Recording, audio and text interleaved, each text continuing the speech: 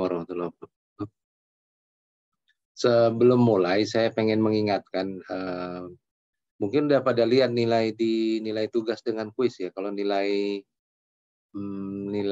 UTS itu memang saya belum input. Udah pernah lihat di si akad nilainya, tugas dengan kuis? Sudah, Pak. Udah ya, udah muncul ya. Ya. Ini ada beberapa, saya cuma mau ingatkan karena gini kan di apa namanya di sini kan kita nggak apa ya namanya absensi itu dikenalnya dari kuis gitu. Dikenalnya dari kuis. Nah, ini kalau saya share angkanya itu beberapa kan beberapa itu nggak ini ya, nggak.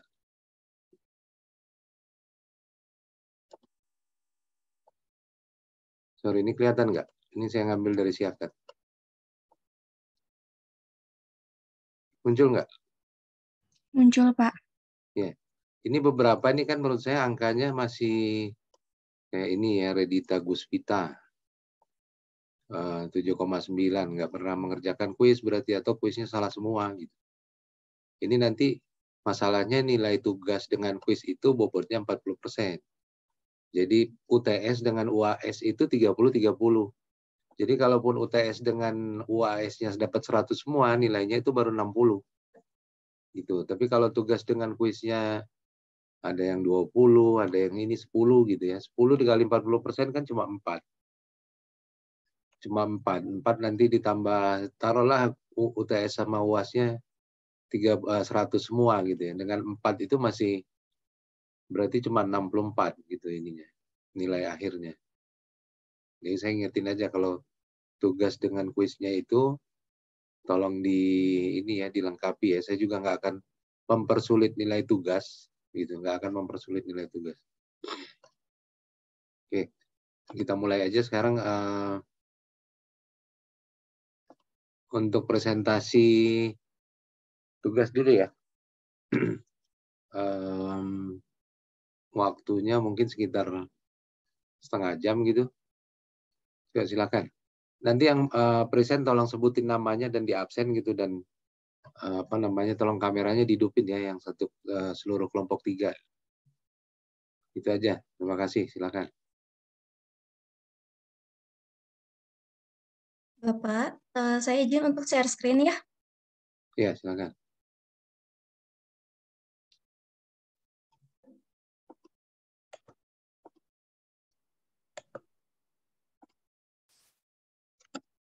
Apakah sudah muncul, Pak? Bentar. Sudah. Baik, sini langsung aja ya, Pak ya. Ya. Assalamualaikum warahmatullahi wabarakatuh. Selamat pagi, Bapak dan teman-teman semuanya. Pertama-tama, marilah kita panjatkan puji dan syukur atas kehadirat Allah Subhanahu wa Ta'ala karena telah memberikan rahmat sehingga kita semua dapat berkumpul dan bergabung di kelas daring ini. Perkenalkan, nama saya Yola. Saya akan bertugas sebagai moderator dalam diskusi materi tentang manajemen risiko pasar dan manajemen risiko likuiditas. Adapun anggota kelompok saya berisikan 14 anggota. Di sini sudah tertera ya. Jika disebutkan satu-satu kayaknya memakan waktu cukup lama. Baik teman-teman, langsung saja kita mulai ke sesi yang... Nggak apa-apa, tolong di absen aja soalnya. Oh, langsung aja, boleh, boleh Pak. Orangnya ada apa enggak saya nggak tahu. Oke, Pak, di sini ada Putri Dila, Amelia. Tolong bilang yang ininya yang hadir, tolong jawab ya. Oh, boleh. Dimulai dari Putri Dila, hadir. Hadir Teh, hadir Pak. Oke, selanjutnya ada Amelia Nur. Hadir. Ada Rizky Kurnia. Hadir. Ada Vina Fahrina. Hadir. Ada Abdul Ghani. Sebelumnya mohon maaf Pak, beliau sudah konfirmasi ke saya kalau beliau lagi sakit, jadi izin untuk presentasi hari ini. Tetapi tugasnya udah dibagi rata Pak. Selanjutnya ada Sonia Chandra, hadir. Hadir. Ada Nisa Nur Hidayanti. Ada? Hadir. Ada Rizky Fatur Rahman. Hadir. Selanjutnya ada Suci Fauziah. Hadir. Ada Raisa Reviana. Hadir. Ada Sofa Yulia. Sofa Yulia, apa sudah gabung? Hadir. Oke, selanjutnya ada Dinda Ilhan. Ya. Dan saya sendiri, Yolanda Alfianita. Baik teman-teman, langsung saja kita mulai ke sesi yang pertama, yaitu pemaparan materi. Sebelum itu, marilah kita mengucapkan Bismillahirrahmanirrahim bersama-sama. Selanjutnya, pemaparan materi saya persilahkan untuk rekan saya, Sonia, untuk membacakan materi yang pertama, yaitu di sini ada dimulai dengan pengertian manajemen risiko pasar. Dipersilakan untuk Sonia. Pengertian dari manajemen risiko pasar sendiri yaitu kondisi yang dialami. Slide-nya di full screen dong, bisa nggak? Slide-nya di full screen dan ngikutin pembicara ya, silakan. Manajemen risiko pasar, pengertiannya yaitu kondisi yang dialami suatu perusahaan yang disebabkan oleh perubahan kondisi dan situasi pasar di luar dari kendali perusahaan. Risiko pasar ini muncul karena harga pasar bergerak dalam arah yang merugikan organisasi. Risiko ini sering disebut sebagai risiko yang menyeluruh karena umumnya bersifat menyeluruh dan dialami oleh seluruh perusahaan. Risiko pasar juga merupakan risiko pada laporan posisi keuangan dan rekening administratif yang diakibatkan karena perubahan harga pasar. Risiko pasar ini meliputi risiko suku bunga, risiko nilai tukar, risiko ekuitas, dan risiko komoditas. Selanjutnya di sini ada bentuk-bentuk risiko pasar. Di sini terbagi menjadi dua ya bentuknya. Ada general market risk atau bisa disebut dengan risiko pasar secara umum dan spesifik market risk atau juga disebut dengan risiko pasar secara spesifik. Lebih lengkapnya akan dibantu oleh rekan saya, oleh Vina. Silakan. Baik, yang pertama ada general market risk atau risiko pasar secara umum. General market risk ini dialami oleh seluruh perusahaan yang disebabkan oleh suatu kebijakan yang dilakukan oleh lembaga terkait yang mana kebijakan tersebut mampu memberikan pengaruh bagi seluruh sektor bisnis. Contohnya pada saat bank sentral suatu negara melakukan kebijakan tight money policy atau kebijakan uang ketat dengan berbagai instrumennya seperti menaikkan suku bunga BI rate, di mana kebijakan menaikkan BI rate ini akan membawa pengaruh secara menyeluruh pada seluruh sektor bisnis berhubungan dengan interest rate related instrumen atau berbagai instrumen yang berhubungan dengan suku bunga, bahwa salah satu pihak yang saling argan dianggap langsung berhubungan dekat dengan interest rate related instrumen adalah perbankan. Dengan begitu, mereka mengambil kredit dan mendepositokan sejumlah uangnya ke bank. Yang kedua ada specific market risk atau risiko pasar secara spesifik adalah suatu bentuk risiko yang hanya dialami secara khusus pada satu sektor atau sebagian bisnis saja tanpa bersifat menyeluruh. Baik, terima kasih. Selanjutnya ada faktor-faktor yang mempengaruhi terjadinya gejolak harga di pasar. Akan dipaparkan oleh Salza. Silakan.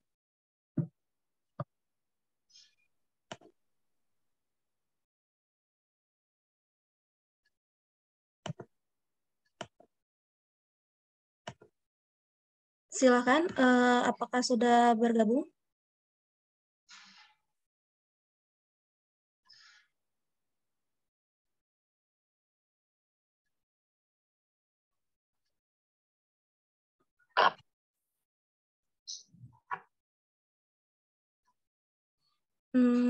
Silakan ini untuk materi mengenai faktor-faktornya dijelaskan langsung. Faktor yang mempengaruhi terjadinya gejolak harga pasar yaitu ada 6.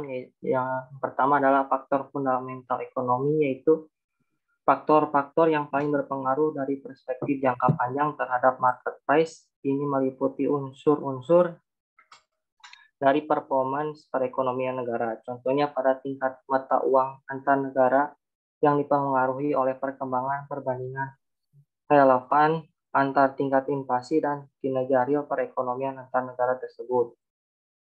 Lalu yang kedua adalah terjadinya peristiwa besar dalam ekonomi dan politik.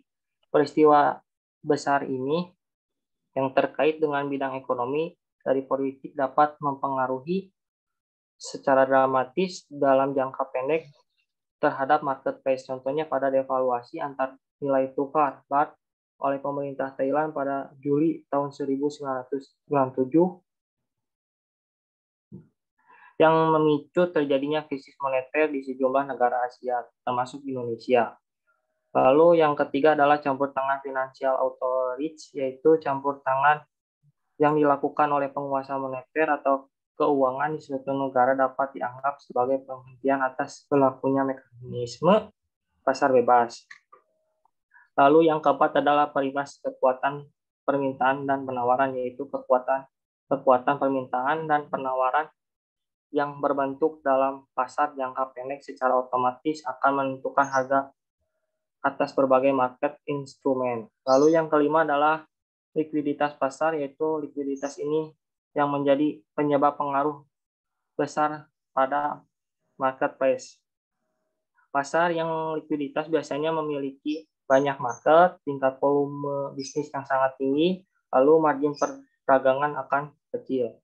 Lalu yang selanjutnya adalah suburnya kegiatan arbitrage, yaitu di mana pasar uang kegiatan arbitrage ini dapat juga dilakukan dengan melibatkan lebih dari dua mata uang yang diperdagangkan, yaitu dengan memanfaatkan cost rate. Dengan demikian pula kegiatan ini dapat diterapkan untuk transaksi berbagai market instrumen lainnya, seperti transaksi atas perdagangan saham. Selanjutnya. Baik, silakan. Di sini ada alat ukur manajemen risiko pasar, dijelaskan oleh rekan saya, Anissa. Silakan. Selanjutnya itu ada alat ukur manajemen risiko pasar. Yang pertama itu ada value at risk. Tadi sebelumnya kan risiko pasar itu muncul karena harga pasar yang bergerak dalam arah yang merugikan. Jadi kemungkinan penurunan harga pasar di pasar keuangan akan menyebabkan kemungkinan berkurangnya nilai aset. Oleh karena itu, perlu dilakukan perhitungan potensi kerugian efek yang dimiliki. Bahwa pengukuran risiko pasar dapat dilakukan dengan pengukuran yang konsisten secara harian dengan pendekatan value at risk. Value at risk atau disingkat VAR adalah suatu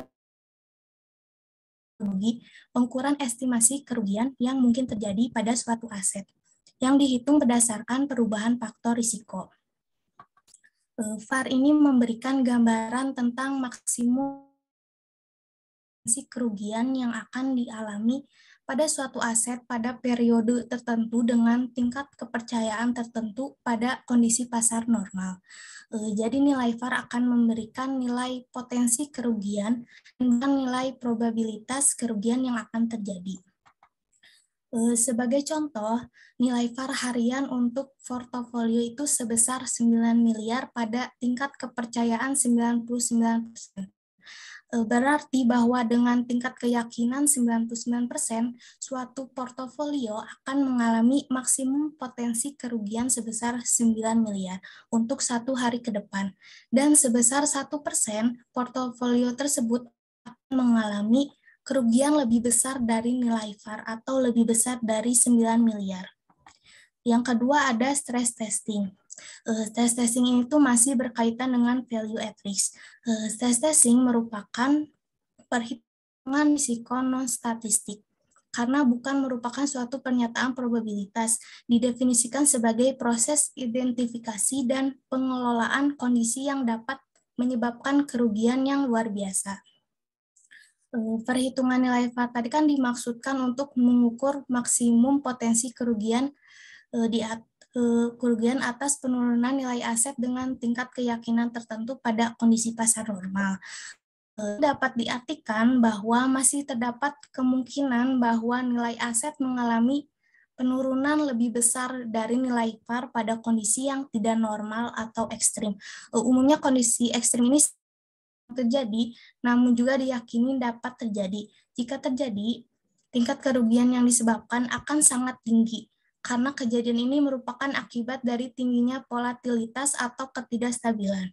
Untuk mengantisipasi terjadinya kondisi ekstrim ini, maka perhitungan value at risk perlu dilengkapi dengan perhitungan stress testing. Yang ketiga itu ada backtesting. Backtesting ini adalah istilah untuk proses pengecekan apakah model yang digunakan sudah sesuai dengan realitas yang ada. Backtesting akan menguji kekuatan dari suatu model value at risk yang dibangun berdasarkan realitas pasar, sehingga dapat dilihat seberapa besar model value at risk ini menggambarkan data aktual historis yang ada. Sebagai contoh, jika kita menghitung VAR dalam satu hari dan memperoleh nilai sebesar 500 juta dengan tingkat kepercayaan 99%, backtesting ini akan melihat seberapa sering kerugian yang dialami perusahaan di masa lalu yang melebihi 500 juta. Jika menemukan bahwa kerugian di atas 500 juta ada sekitar 1% atau kurang, maka kita bisa mengatakan bahwa model kita cukup bagus sesuai kenyataan yang ada. Tetapi jika menemukan bahwa kerugian di atas 500 juta mencapai 10% dari total observasi, maka modal VAR kita barangkali perlu diragukan. Model tersebut barangkali tidak sesuai dengan realitas yang ada dan perlu diperbaiki. Sekian dari saya. Sebentar. Saya mau tanya dulu. Ini bagus nih masalah. Ini kan VAR ini sebetulnya alat ukurnya ya, alat ukur. Yang saya pengen tanya, ada yang bisa jawab nggak? Resiko pasar itu bukan gini, saya nggak usah tanya deh. Jadi resiko pasar itu tetap harus dicadangkan modal. Setiap resiko, jadi 8 resiko itu semuanya dicadangkan modal. Termasuk resiko pasar. Resiko pasar ini ukurnya pakai VAR alatnya ya. Nanti di statistik ada cara ininya gitu ya. Jadi misalnya ada fluktuasi suku bunga gitu ya, nanti kemungkinan banknya itu berapa, probabilitas banknya itu kemungkinan mengalami kerugian itu dicadangkan modal. Jadi setiap faktor risiko itu harus dicadangkan modal. Makanya ada manajemen risiko di bank. Makanya bank itu disebut highly regulated. Di regulasi, banyak regulasi yang mengatur bahwa kecukupan modalnya itu bank tidak bisa menentukan sendiri. Kalau di perusahaan biasa, kita itu kan bisa menentukan modal sendiri. Misalnya kalau kita mendirikan perusahaan, taruhlah kita menggunakan modal sendiri 100, lalu menggunakan hutang 100, berarti 50-50 kan? 50% hutang, 50% modal. Tapi kalau bank nggak bisa begitu, bank ada regulasinya. Modal kecukupan modalnya dihitung berdasarkan risiko. Minimum itu dulu 8%. Tapi sekarang sudah berubah berdasarkan risiko masing-masing. Jadi ada bank yang modalnya 17%, ada yang 8%, ada yang 17%, bisa ada yang 20%. Itu yang kita kenal dengan CAR. Nah, yang saya pengen tanya, ini sekarang apakah sudah berlaku untuk mengukur risiko pasar? Ada di Basel berapa? Ada yang ingat nggak?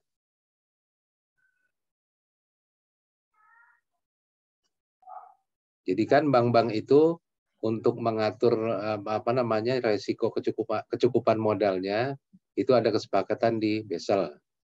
Yang Swiss itu ya, saya pernah rasanya di UTS saya pernah keluarin. Nah, itu ada Basel 1, ada Basel 2. Nah, ini sekarang malah sudah Basel 3. Nah, ini kalau risiko pasar, apakah sudah termasuk di dalam aturan Basel? Dan kalau sudah masuk, ada di Basel keberapa? Silakan yang bisa jawab.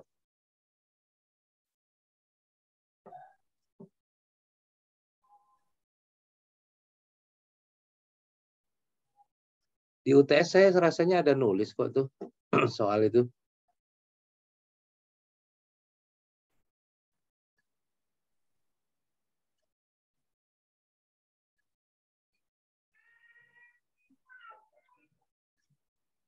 Ya, jadi saya jelasin aja ya. Saya jelasin kalau itu sudah termasuk ada di Basel 2.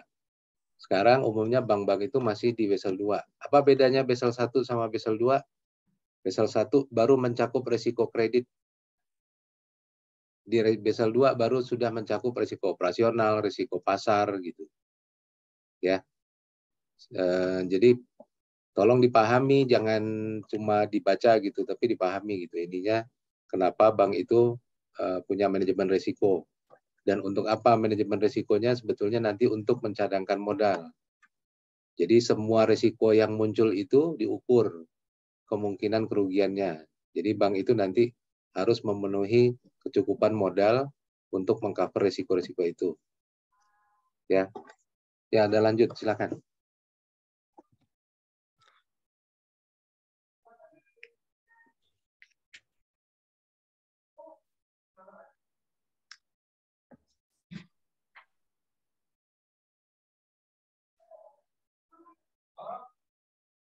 Baik, dilanjut oleh Amel ya.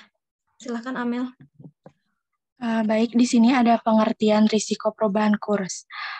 Risiko perubahan kurs merupakan risiko yang timbul karena adanya perubahan nilai tukar mata uang asing. Pada umumnya, transaksi-transaksi bisnis yang berhubungan dengan mata uang asing atau valuta asing ini biasanya akan menghadapi masalah perubahan nilai kurs mata uang tersebut. Menurut Mankiw, kurs atau exchange rate adalah tingkat harga yang disepakati penduduk kedua negara untuk saling melakukan perdagangan. Kurs sendiri juga diartikan sebagai nilai suatu mata uang relatif terhadap mata uang lainnya. Mata uang suatu negara merupakan cerminan kondisi ekonomi suatu negara. Apabila perekonomian suatu negara membaik, maka mata uang negara tersebut cenderung menguat terhadap mata uang negara lainnya. Begitu juga sebaliknya. Contohnya itu pada rupiah yang mempunyai kecenderungan melemah terhadap US dollar. Di dalam risiko perubahan kurs terdapat istilah menguat atau melemahnya mata uang. Di mana di dalamnya itu ada dampak risiko pada sistem kurs tetap. Terdapat mata uang menguat ya yang disebut revaluasi, di mana revaluasi ini merupakan kebijakan yang dibuat oleh suatu negara atau pemerintah itu sendiri agar menaikkan nilai mata uang terhadap mata uang asing. Begitu juga dengan mata uang melemah disebut devaluasi. Devaluasi itu merupakan kebijakan yang dibuat oleh suatu negara atau pemerintah untuk menurunkan nilai mata uang terhadap mata uang asing. Sedangkan pada sistem kurs bebas terdapat apresiasi, yaitu mata uang menguat. Di mana apresiasi ini merupakan naiknya nilai mata uang terhadap nilai mata uang asing dalam sistem nilai tukar. Begitu juga dengan ada depresiasi, yaitu mata uang melemah, artinya nilai suatu mata uang mengalami penurunan terhadap nilai mata uang asing dalam sistem nilai tukar. Terdapat kemungkinan suatu mata uang melemah atau menguat. Pertama, alasannya itu karena disengaja oleh pemerintah, dan yang kedua itu tidak disengaja karena mekanisme pasar yang mana interaksi yang terjadi antara permintaan dan penawaran. Ketika banyak yang minta atau permintaan tinggi, maka harga semakin mahal. Contohnya itu pada dolar sendiri paling banyak dibutuhkan oleh masyarakat Indonesia untuk melakukan perjalanan ke luar negeri. Di Indonesia sendiri terjadi perubahan kurs yang dilihat, contohnya itu dari kurs transaksi Bank Indonesia, di mana kondisi pada tahun 2021, mata uang 1 US dollar itu sebesar Rp14.343, dan pada tahun 2022 itu 1 US dollarnya itu meningkat sebesar Rp15.725. Dengan terjadinya perubahan kurs itu, kita sebagai orang Indonesia tentunya merasakan perubahan itu sendiri, di mana sekitar 1 tahun lalu kita dapat melakukan kurs jual atau kurs yang digunakan jika kita menukarkan rupiah dengan mata uang asing. di mana menukarkan rupiah dengan 1 US dollar cukup mengeluarkan biasanya Rp14.000, sedangkan tahun 2022 itu meningkat sebesar Rp15.000. Dengan begitu, kondisi tersebut membuat dolar semakin mahal. Namun mata uang dolar juga meningkat, tetapi membuat mata uang rupiah itu semakin melemah. Adapun contoh, pertama risiko perubahan kurs terjadi pada seorang bule yang datang ke Indonesia untuk berlibur. Misalnya pada tahun 2021 ia membawa 1 US dollar yang ditukarkan menjadi rupiah atau sering didengar dengan kurs beli. Mendapat $14.000, sedangkan tahun 2022 ia mendapatkan lebih banyak, yaitu $15.000, yang mana uang rupiah ini ia gunakan untuk misalnya membeli air minum. Air minum itu harganya sebesar Rp3.000, yang mana harganya itu tidak mengalami perubahan kurs dari tahun 2021 ke tahun 2022. Nah, ketika bule ini membeli air minum di tahun 2021, ia mendapatkan 4 botol air minum, dari mana dari harga air botol minum itu sendiri misalnya Rp3.000, ia mendapatkan 4 botol, berarti ia hanya mengeluarkan Rp12.000. Ada sisa kembaliannya itu Rp2.000, sedangkan ia kembali lagi berlibur di Indonesia pada tahun 2022, ia membeli kembali air botol minum itu, mendapatkan 5 botol air minum dengan harga yang sama Rp3.000, ia membeli 5, jadi ada Rp15.000.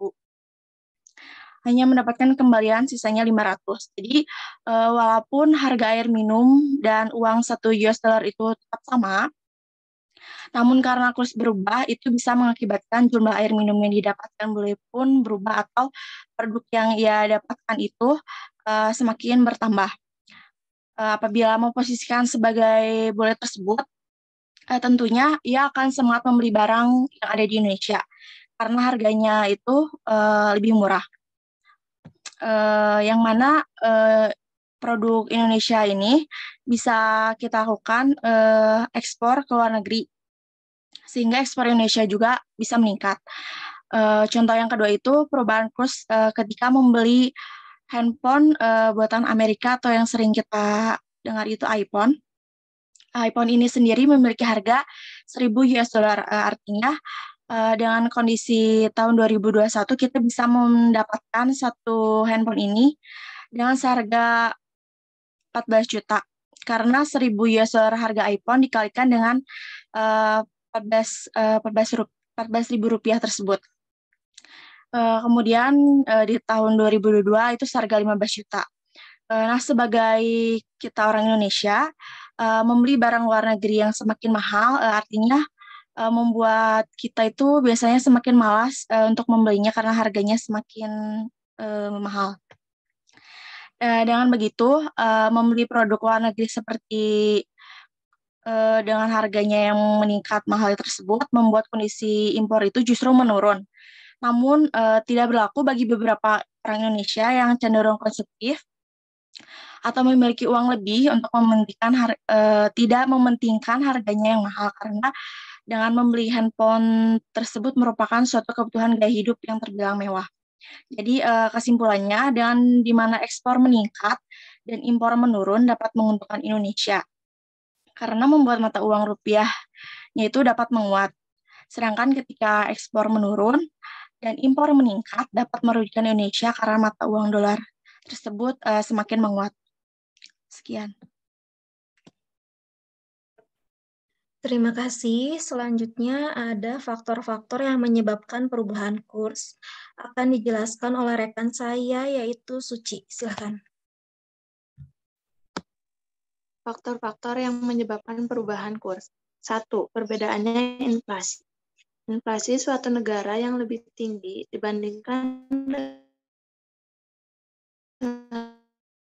negara lainnya, menyebabkan kurs mata negara tersebut lemah. Perbedaan bunga. Tingkat bunga bisa dibedakan jadi 2. Tingkat bunga nominal dan tingkat bunga real. Tingkat bunga nominal yang tingkat bunganya bisa diketahui memperoleh informasi dari observasi secara langsung. Tingkat bunga real berpengaruh positif terhadap nilai mata uang. Ketiga, independensi bank sentral. Negara yang bank sentralnya kurang independen akan gampang ditekan untuk mencetak uang lebih banyak, yang mendorong tingkat inflasi dan menurunnya tingkat mata uang negara. Keempat, pertumbuhannya ekonomi. Negara yang mempunyai pertumbuhan ekonomi yang tinggi akan menarik banyak investor. Banyak investor yang masuk yang menyebabkan naiknya permintaan terhadap mata uang negara. Kelima, ekspektasi. Mata uang bisa dilihat dari sekuritas, sehingga bisa digunakan sebagai alat investasi. Jika investor memperkirakan perusahaan akan mempunyai prospek yang baik, maka saham perusahaan akan meningkat, meskipun saat itu perusahaan belum mengalami perubahan yang signifikan. Tetapi, karena investor cenderung mengantisipasi, maka investor akan membeli tanpa menunggu kenyataan yang terjadi di lapangan. Investor harus bertindak cepat atas informasi yang diperolehnya. Jika tidak, maka ia akan kehilangan kesempatan untuk memperoleh keuntungan.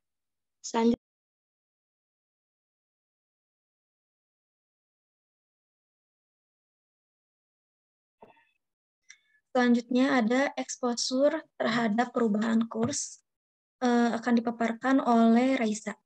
Silakan. Oke, yang pertama ada exposure transaksi.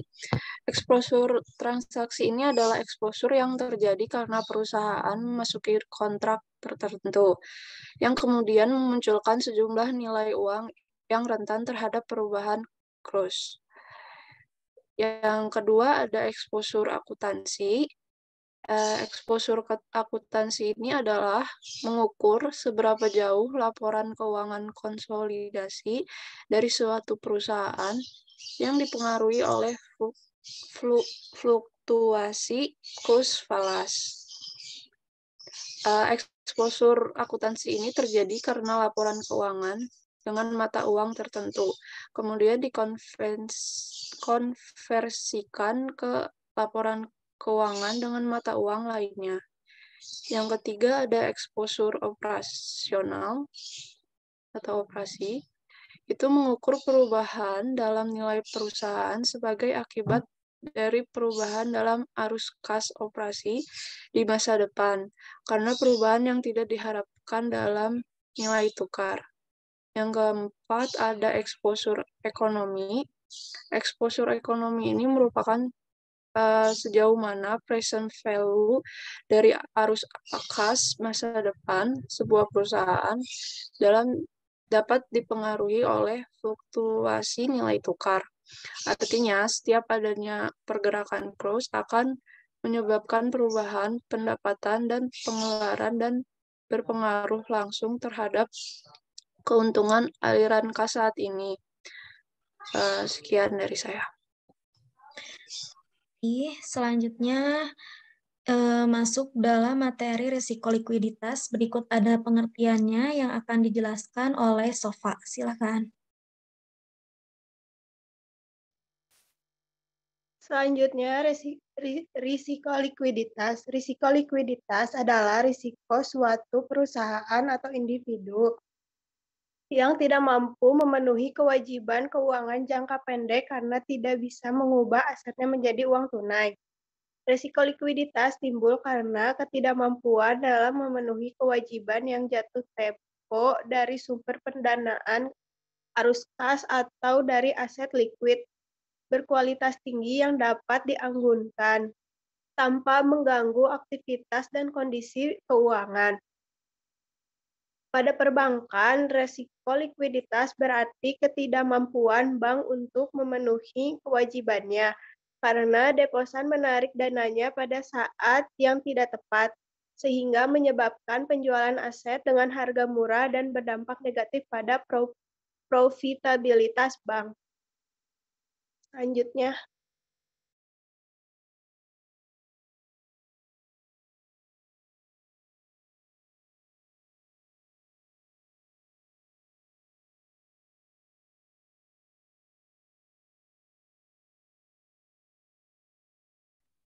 Maaf, di sini selanjutnya ada sumber terjadinya likuiditas akan dijelaskan lebih lengkapnya oleh Amelia. Silakan.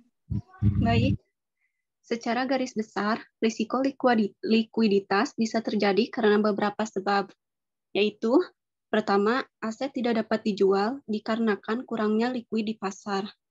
Yang kedua, risiko likuiditas dari utang, yakni tidak dapat melunasi utang atau tidak dapat memperoleh utang dengan biaya rendah. Sehingga risiko likuiditas ini berpotensi mengakibatkan kondisi keuangan menjadi goyah.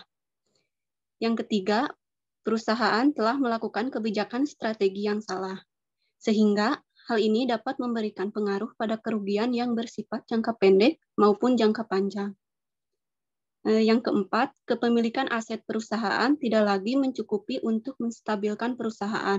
Maksudnya yaitu, sudah terlalu banyak aset yang dijual sehingga jika aset yang tersisa tersebut masih ingin dijual, maka itu juga tidak mencukupi untuk menstabilkan perusahaan.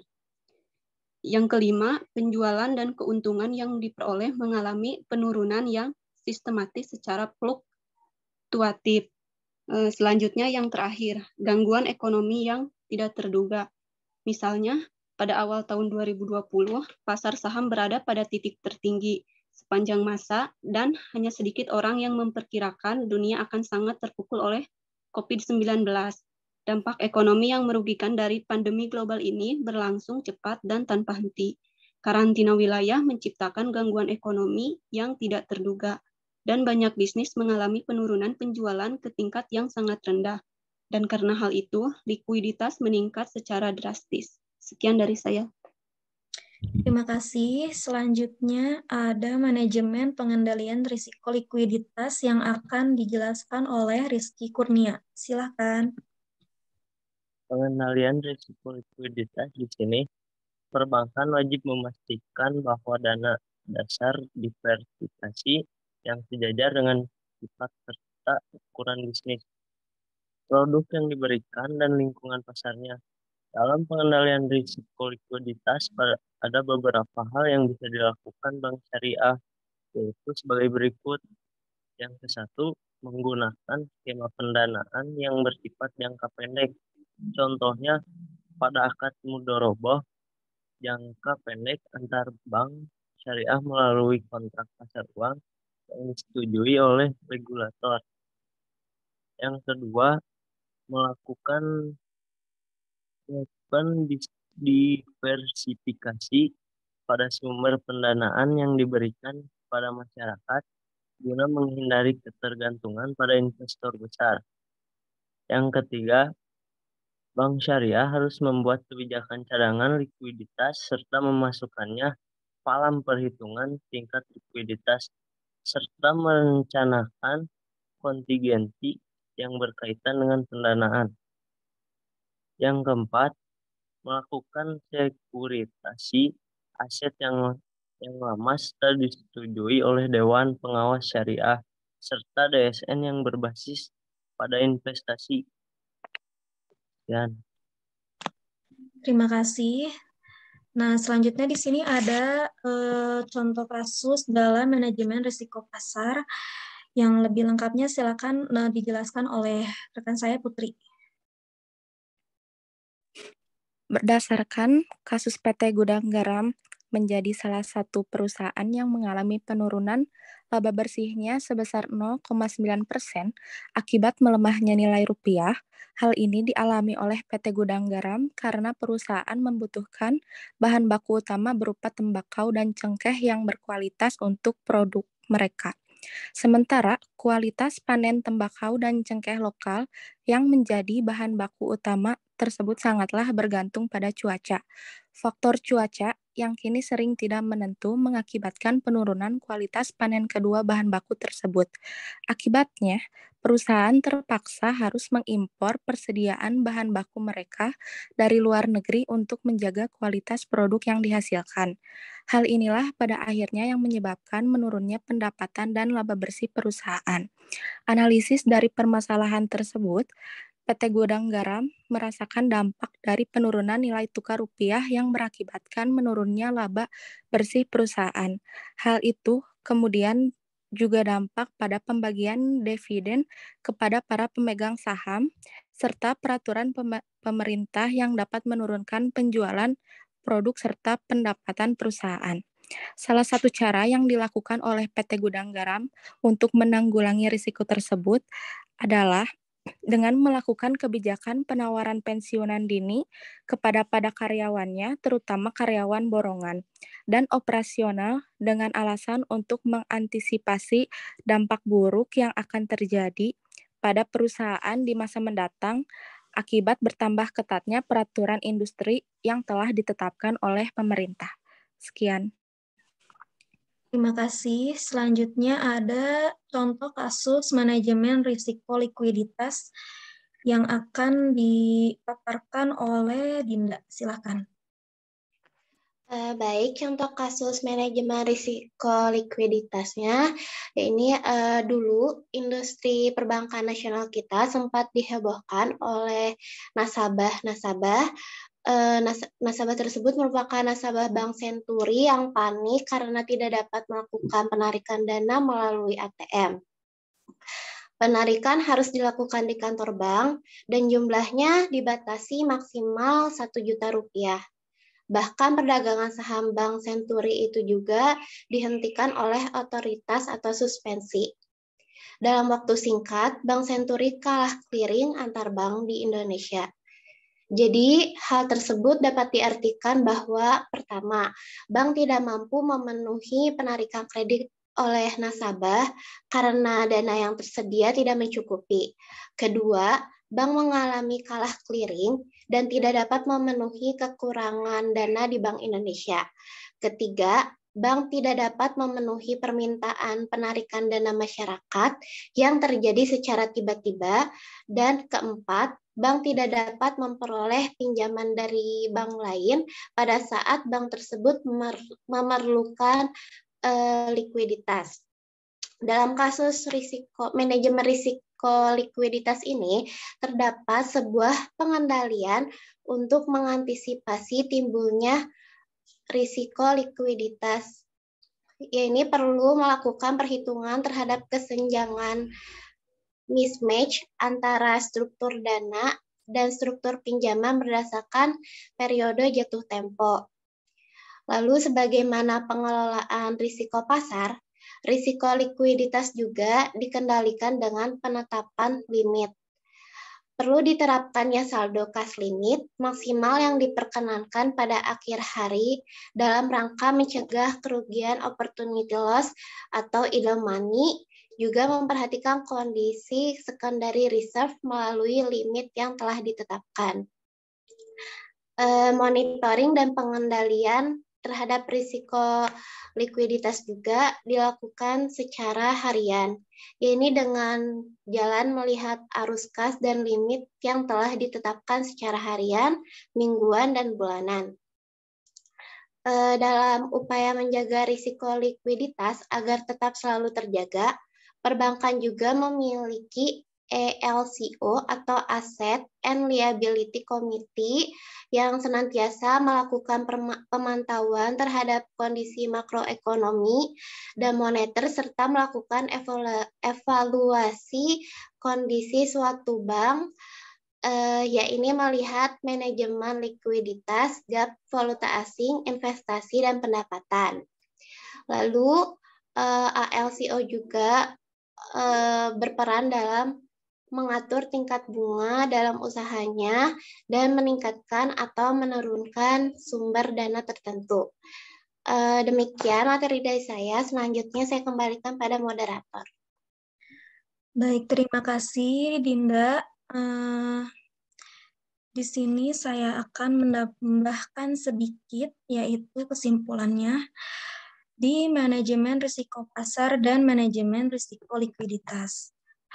Manajemen risiko pasar adalah risiko terjadinya penurunan harga pasar sehingga kita akan mengalami kerugian.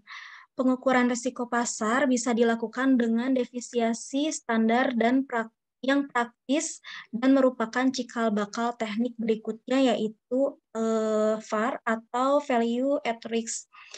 Bentuk risiko pasar terbagi menjadi dua. yaitu ada general market risk dan specific market risk, yang masing-masing mempunyai sifat dan ciri tersendiri. Walaupun seperti itu, semuanya berpengaruh pada pangsa pasar. Maka dari itu, setiap perusahaan harus mampu menganalisis risiko pasar yang akan terjadi, termasuk kemungkinan yang akan terjadi di masa yang akan datang, sehingga sebuah perusahaan dapat meminimalisir risiko pasar yang akan terjadi dan akan lebih mudah dalam kebijakan perusahaan. Lalu ada di risiko likuiditas, merupakan risiko yang mungkin dihadapi oleh bank untuk memenuhi kebutuhan likuiditasnya dalam rangka memenuhi permintaan kredit dan semua penarikan dana oleh penabung pada suatu waktu. Risiko likuiditas dapat dikategorikan menjadi dua, yaitu ada risiko likuiditas pasar. Risiko likuiditas pasar ini yaitu risiko yang timbul karena bank tidak mampu melakukan offsetting posisi tertentu dengan harga pasar karena kondisi likuiditas pasar yang tidak memadai atau gangguan pasar. Yang kedua ada risiko likuiditas pendanaan, yaitu risiko yang timbul karena bank tidak mampu mencairkan asetnya atau memperoleh pendanaan dari sumber dana lain. Selanjutnya,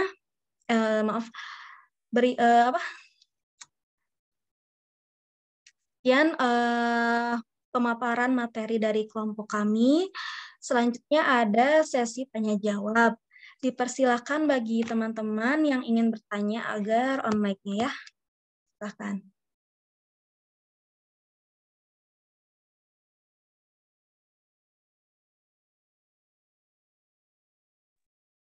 Ya, silakan yang ingin bertanya.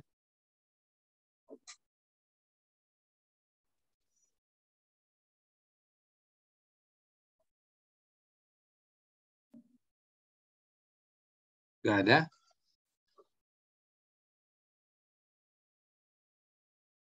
Nggak ada yang mau bertanya atau komentar? Nggak apa-apa, silakan bebas tanya apa aja.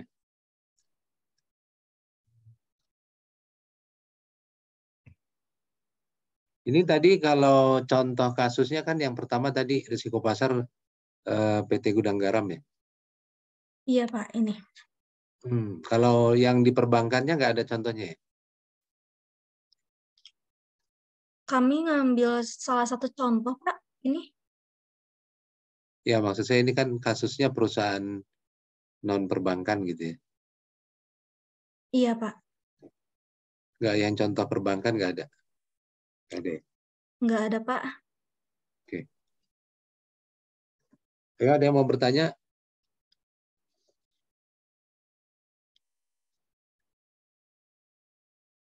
Silakan. Sudah pada ngerti semua?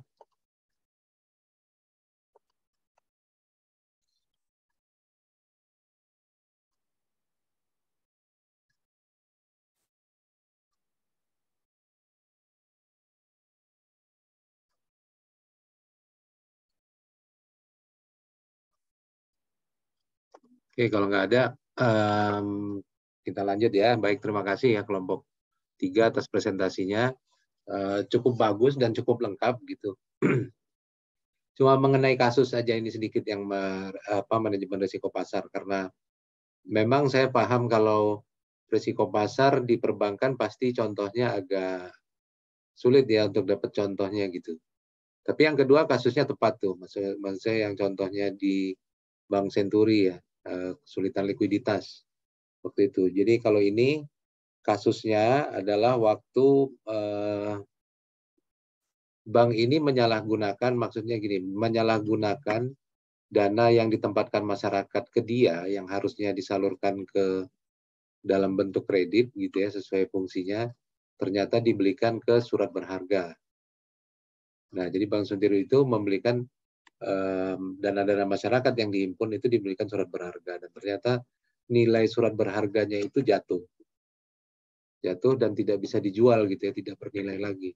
Jadi dia sendiri akhirnya mengalami kesulitan likuiditas karena tidak bisa masyarakat yang pemilik dana kan nggak bisa tarik dananya. Karena surat, makanya sebetulnya bank itu harus diregulasi gitu. Nggak mungkin bank itu semena-mena menempatkan dana ke dalam bentuk surat berharga gitu.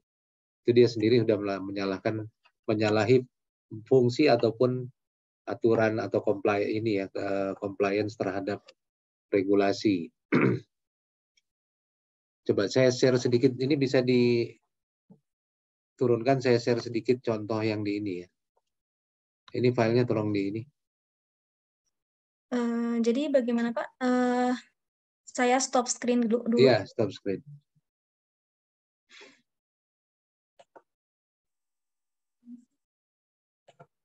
Oke.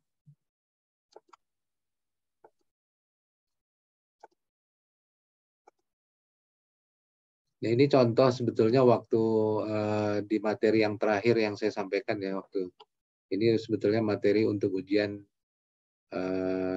sertifikasi manajemen risiko. Jadi bank itu kemungkinan dia akan ini dana masyarakat yang dia himpun. Jangka waktu 5 tahun, suku bunga 4,5%. Dan bank itu menempatkan di obligasi misalnya ya, di obligasi dengan suku bunga 5%.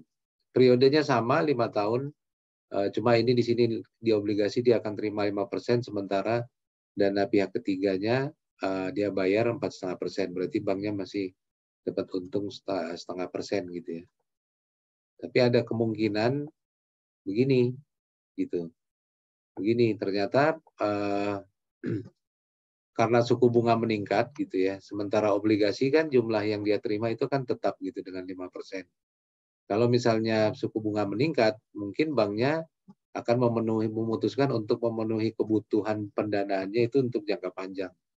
Jadi dia pakai yang 10 tahun, tapi ini sebetulnya bunganya 6%. Ini kan sebetulnya banknya mengalami posisinya rugi gitu ya. Rugi 1%, karena dia terima 5%, sementara ke dana pihak ketiga dia harus membayar 6%. Itu contoh di di dalam risiko pasar. Di sini juga ada sebetulnya contoh case waktu walaupun singkat gitu ya. Di sini disebutkan bahwa di tahun 89 Midland Bank itu sebuah bank di Inggris mengalami kerugian sampai 116 juta dolar karena posisi suku bunga dari investment bank unit usahanya. Jadi bank ini berusaha menutup kerugian dengan meningkatkan eksposur yang pada saat tingkat suku bunganya mulai bergerak ke arah yang merugikan dari Midland Bank.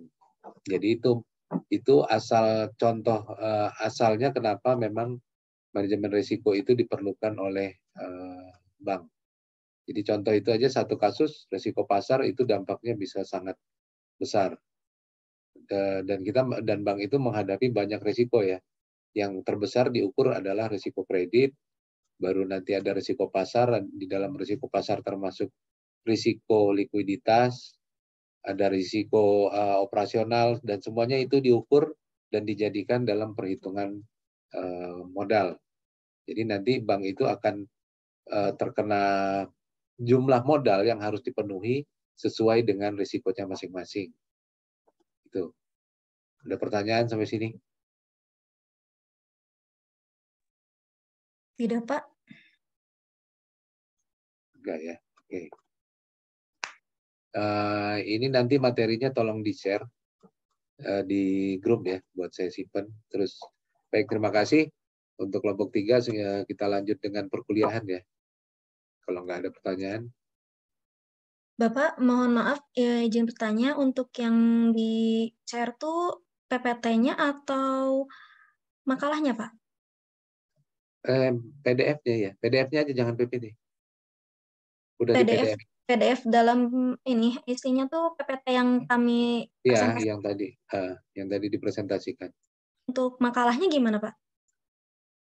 Makalah yang mana ya? Makalah yang mana? Yang jadi kita tuh di sini ada kan kalau PPT tuh hanya singkatnya aja gitu ya, Pak. Nah, dalam makalah ini lebih lengkap gitu. Iya, boleh. Dua-duanya aja dikirim di grup. Oh, oke, Pak. Baik, Pak. Dua-duanya Terima jadi. kasih, Pak. Ya.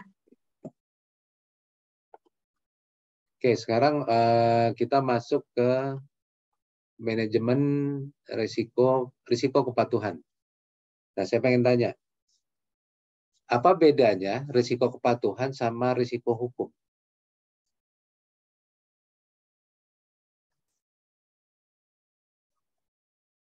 UTS kemarin pada bisa jawab tuh. Apa bedanya risiko kepatuhan dengan risiko hukum?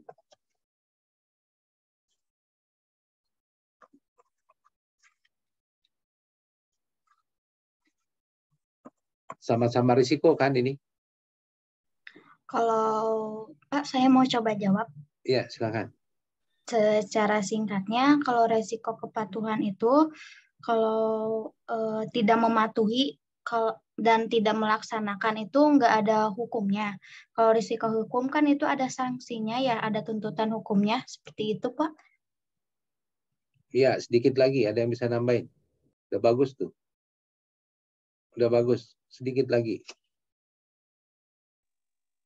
Kalau risiko kepatuhan tidak mematuhi peraturan perundang-undangan. Apa tadi Asnita ya?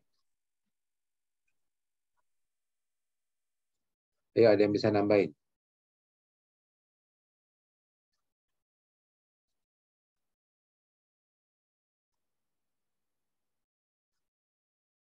Sedikit lagi tuh penjelasannya udah arahnya udah benar tuh.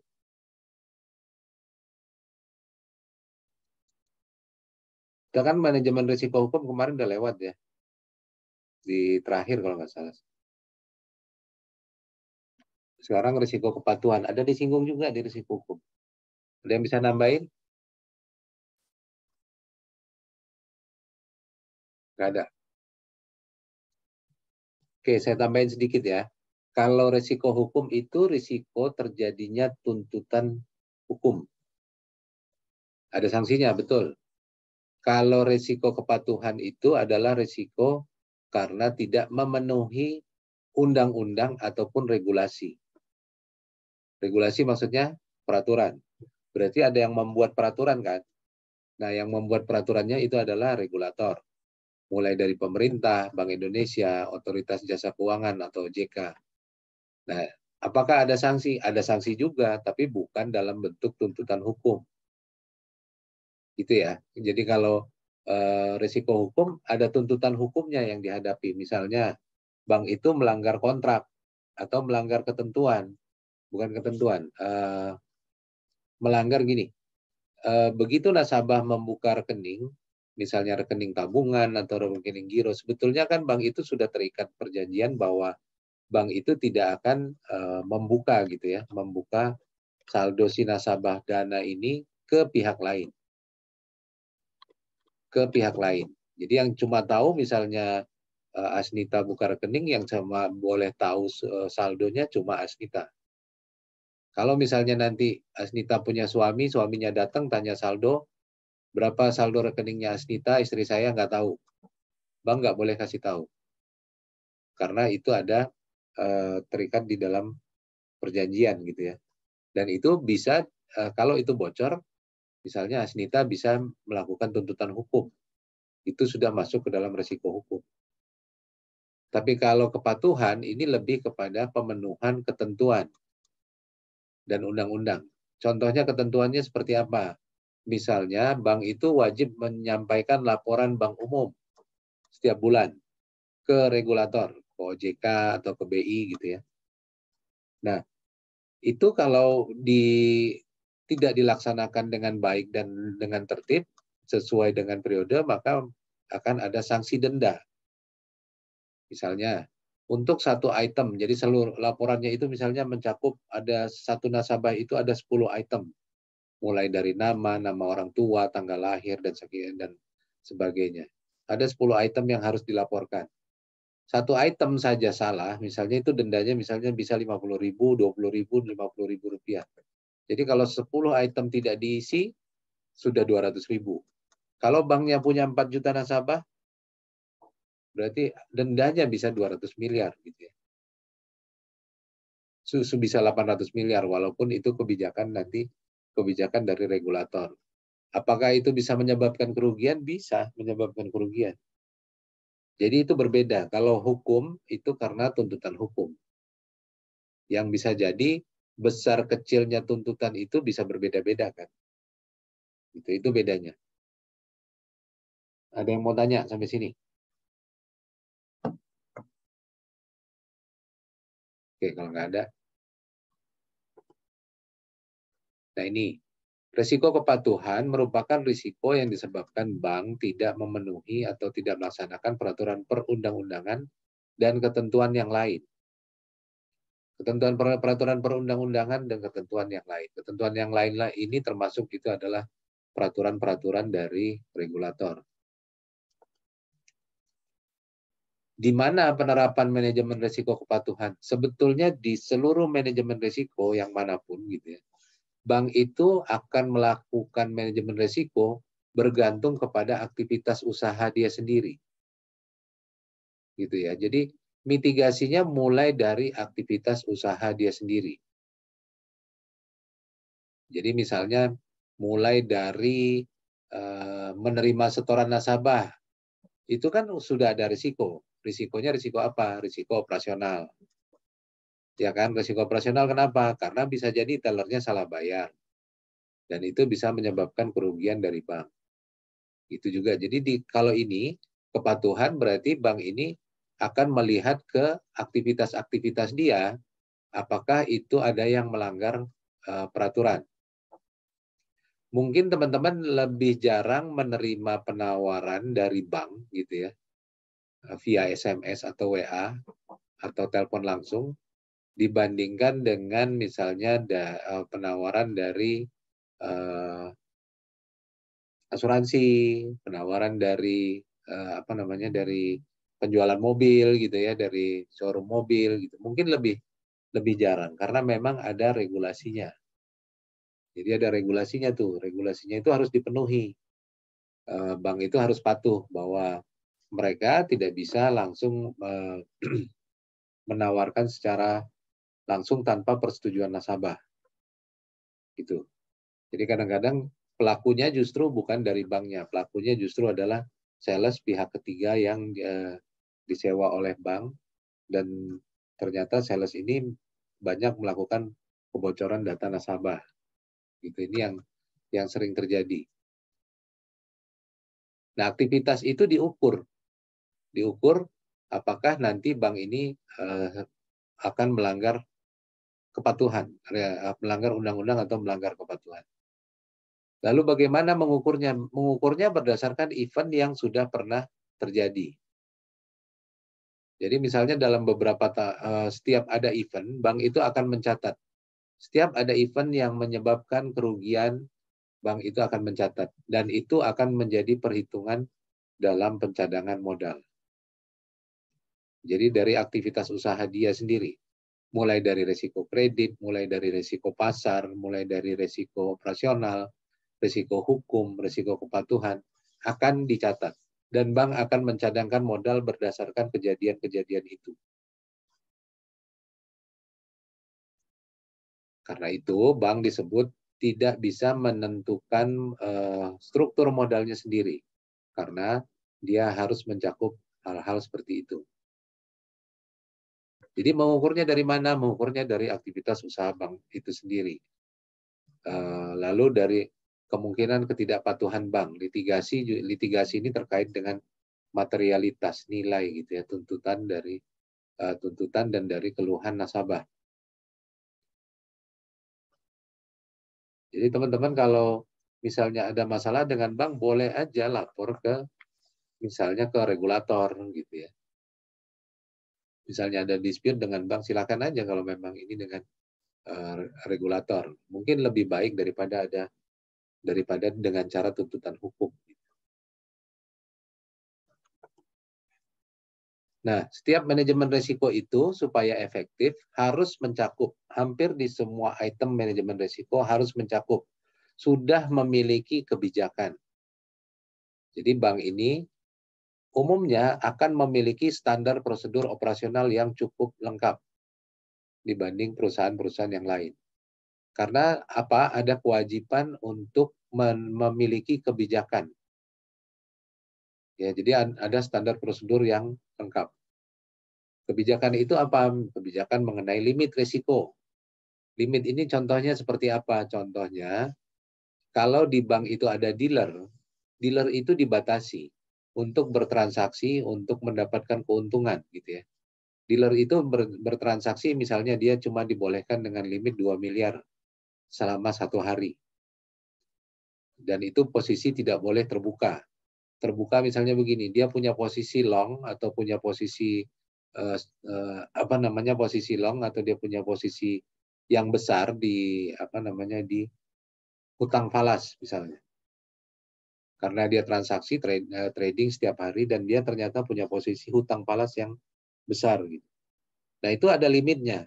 Setiap dealer itu akan dibatasi misalnya dengan 2 miliar transaksi per hari. Jadi kalau dia nggak akan bisa untuk transaksi lebih dari 2 miliar. Kenapa? Itu adalah limit resiko yang telah ditetapkan. Jadi kalaupun terjadi resiko kerugian, maksimum kejadian resiko itu, kerugian yang terjadi adalah 2 miliar. Kalau dulu, salah satu sebab terjadi risiko krisis ekonomi, itu adalah karena memang manajemen risiko itu belum diterapkan secara benar.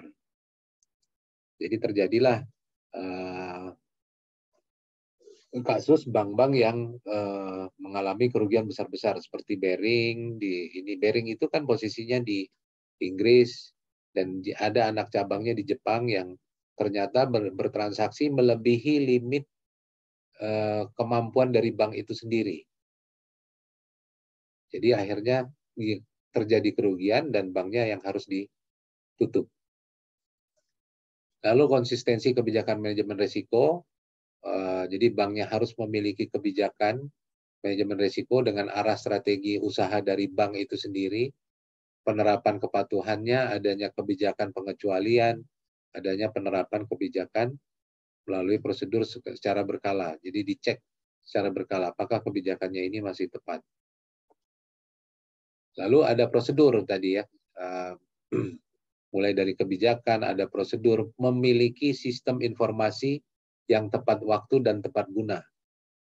Jadi yang tadi itu ada yang, siapa waktu presentasi itu ada yang baca ELCO, bukan ELCO. Itu Asset dan Liabilities Committee. Biasanya kalau di bank itu dikenal dengan ALCO. ALCO itu yang akan mengukur sebetulnya setiap hari pergerakan dari pasar, salah satunya ya, untuk mengukur likuiditas.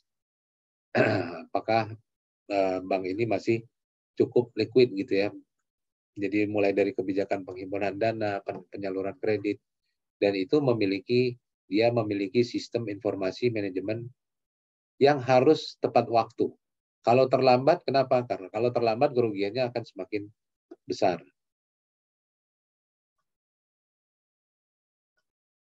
Nah, sekarang saya mau tanya sama kelompok 3 nih. Tadi kan kita membahas risiko pasar. Di risiko pasar itu ada disebut tadi mengenai risiko pada rekening kontingensi, rekening administratif. Ada yang bisa jelaskan? Maksudnya gimana?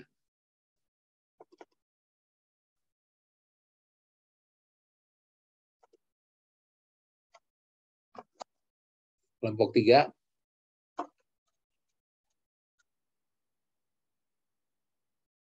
Rekening administratif. Halo?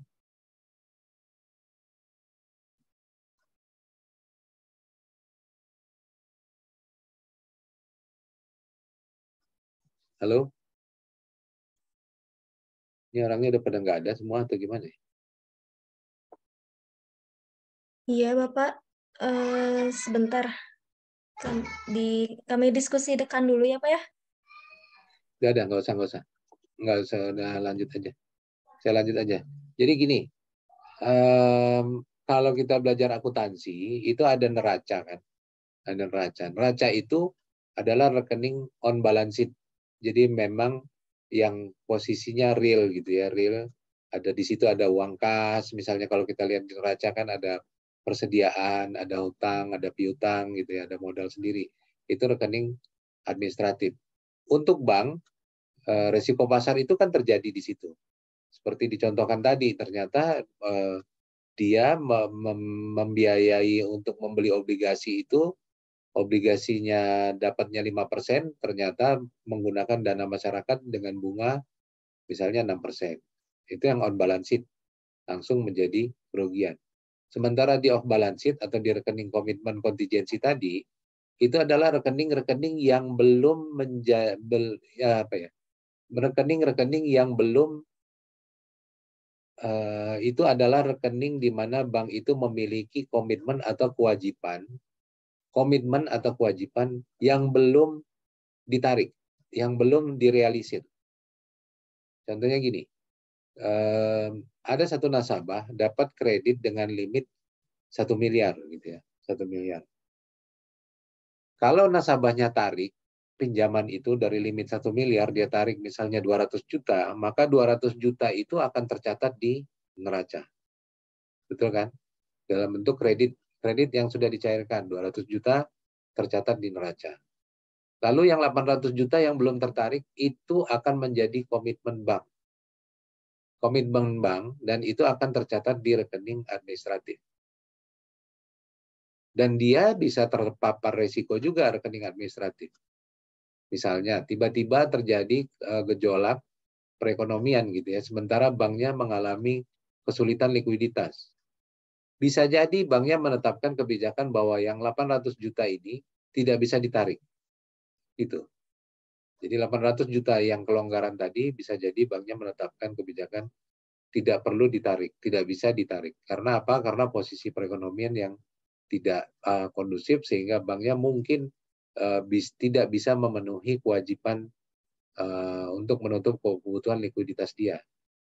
Nah, itu terjadi di rekening administratif. Makanya risiko pasar itu tidak saja terjadi di rekening di neraca atau rekening on balance sheet, tapi juga terjadi di rekening administratif atau off balance sheet. Gitu ya. Jadi nanti off balance sheet-nya berisiko, ya berisiko karena bisa jadi tidak bisa ditarik. Jadi bank itu kalau sudah komit untuk memberikan pinjaman, bank itu lebih berharap pinjamannya itu ditarik oleh nasabahnya. Kenapa? Karena dia ada komitmen yang tidak bisa digunakan. Likuiditas yang tidak bisa digunakan. Kalau nasabahnya tidak tarik, ininya berarti kan banknya tetap harus menjaga likuiditas sebesar 1 miliar gitu ya. Sementara nasabahnya nggak gunakan itu. Jadi bisa jadi banknya nanti akan mengalami kerugian bunga gitu ya, kerugian. Makanya ada risiko pasar di situ. Ada pertanyaan sampai sini? Cukup, Pak. Oke. Selanjutnya pelaksanaannya tadi harus memiliki kebijakan, memiliki prosedur, memiliki sistem informasi,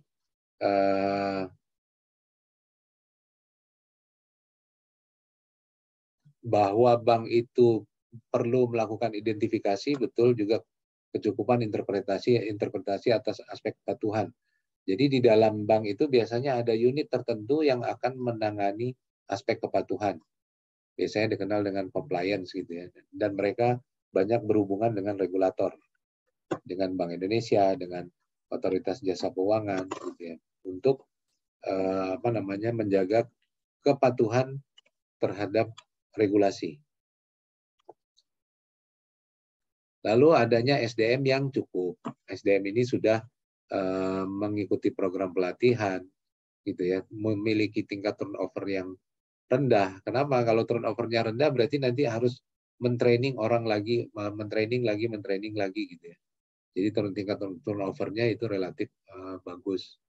Juga memiliki kecukupan program pelatihan, memiliki kecukupan kompensasi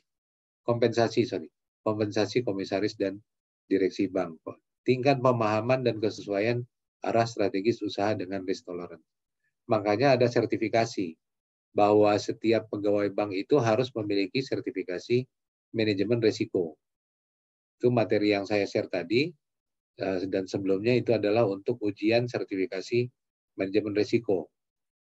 Jadi di situ bahwa setiap pegawai bank itu harus memahami resiko-resiko yang dihadapi. Manajemen resikonya sendiri itu ada beberapa level gitu ya. Ada level 1, level 2, level 3 sampai dengan level 5. Semuanya diharapkan memahami manajemen resiko sesuai dengan porsi bidangnya masing-masing. Lalu memiliki sistem pengendalian. Pengendalian apakah misalnya fungsi-fungsi untuk kepatuhan ini sudah lengkap, sudah independen, dan sudah efisien. Misalnya unit satuan kerja manajemen risiko, lalu memiliki akurasi kelengkapan dan integritas laporan, responsif terhadap penyimpangan gitu ya, dan responsif terhadap pengendalian intern bank. Kenapa harus responsif?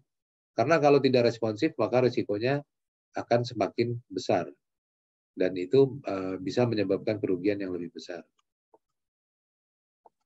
Nah ini contoh kasus misalnya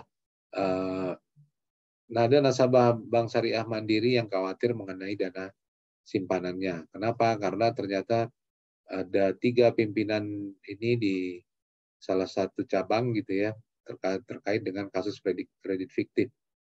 Dan nasabah dananya merasa khawatir dengan simpanannya. Jadi sebetulnya sih ini agak berlebihan ya menurut saya karena nasabah dana itu tidak perlu khawatir karena ada lembaga penjamin di Indonesia itu ada lembaga penjamin simpanan.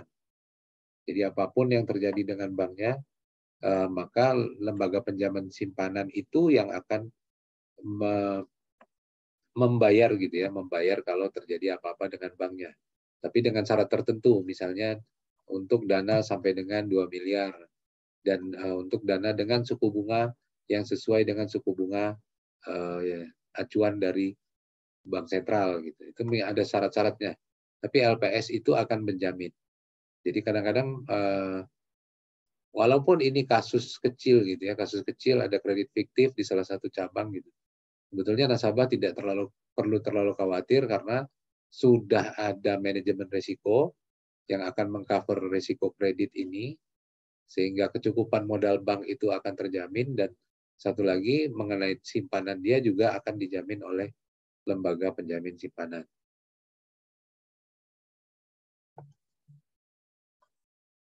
Lalu ini ada contoh lagi salah satu bank syariah diminta untuk meningkatkan modal hingga 5 triliun sebagai syarat menjadi bank trustee ya untuk menjalankan agen gitu ya sebagai agen pembayar gitu ya. Ini yang disebut dengan sebetulnya ada regulasi bahwa bank itu tidak cukup tidak bisa mengatur struktur modalnya sendiri.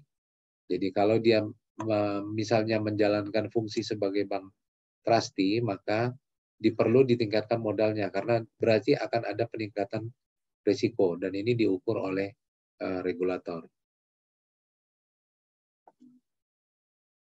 Saya kira itu ada pertanyaan sampai sini? Nggak ada? Cukup, Pak. Oke, kalau nggak ada saya kira cukup ya. Saya tutup aja untuk perkuliahan hari ini. Terima kasih. Selamat pagi. Assalamualaikum warahmatullahi wabarakatuh.